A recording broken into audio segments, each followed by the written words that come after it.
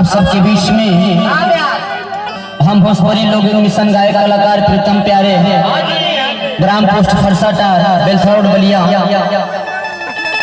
आज के कैसे अंजलि रिकॉर्डिंग स्टूडियो बेलथौड़ रोड बलिया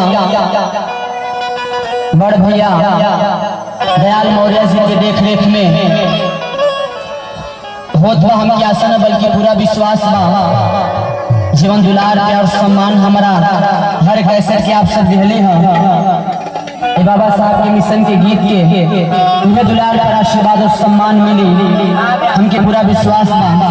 और जे हमने के अपना गीत से आगे बढ़ावे में हमने की मदद करता नहीं हमने के गार्जियन हमने के बड़ भाई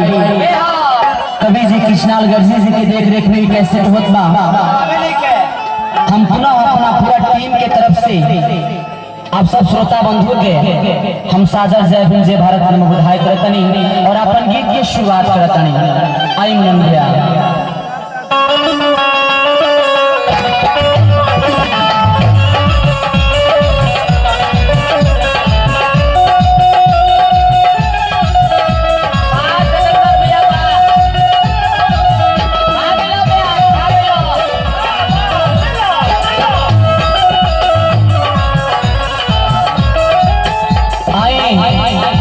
यह गीत में एगो सभ्य परिवार की औरत अपना पति की समझावताड़ी कहताड़ी बाबा साहब के चारे और जयकारा होता है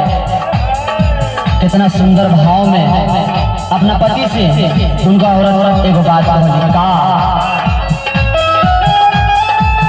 कहताड़ी